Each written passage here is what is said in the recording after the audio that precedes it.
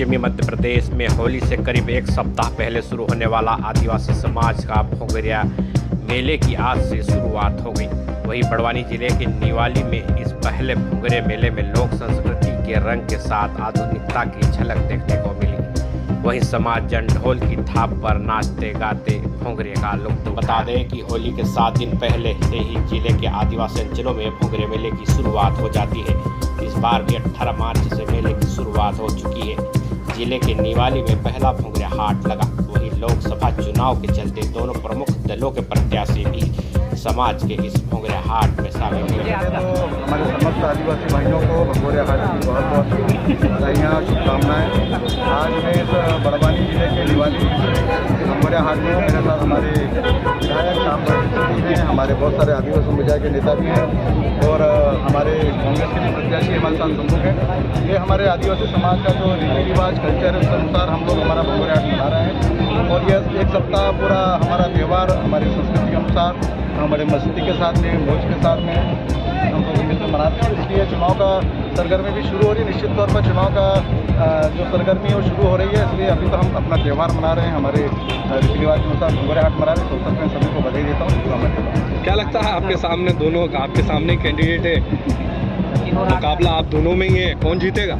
निश्चित तौर पर हम जीतेंगे चुनाव और उसमें कोई विश्वास के तौर पर लड़ रहे हैं। देश के प्रधानमंत्री आदरणीय नरेंद्र मोदी जी के विश्वास पर और देश के मोदी जी ने जिस प्रकार से समाज के सभी वर्गों के लिए विकास किया है उसके विकास के आधार पर हम लोग चुनाव मैदान पर हैं और जनता को जो विश्वास मोदी जी के प्रति विश्वास के आधार पर प्रथम बड़वानी लोकसभा का चुनाव निश्चित तौर पर जीतेंगे। सत्य जी, किस तरह चुनाव साथ में है आपके साथ बीजेपी कैंडिडेट? आज भोंगरिया हाट का शुरुआत और ये निवाली और जो भी हाट लगता है वो आज पहला दिन है और इस अवसर पर जैसा कि आप सब लोग जानते हैं कि आदिवासी समाज जो है मौसम के आधार पे अलग अलग पर्व त्यौहार मनाता है। तो होली का त्यौहार आता है और उससे पहले भोंगरिया हाट लगता है। तो होली का पूजन की सामग्री खरीदने के लिए भोंगरिया हाट में आते हैं और एक समय ऐसा हुआ करता था कि खेती का पूरा कामकाज निपटता, फसल बेचते और उसके बाद में फुर्सत में परिवार के सारे लोग भोंगरिया हाट में जाते थे। तो वही परंपरा आज भी चल रही है और इस भोंगरिया हाट में सारे लोग नातेदार, रिश्तेदार, मित्रों से मिलते हैं। तो ये एक संयोग की बात है कि आज हम दोनों ही,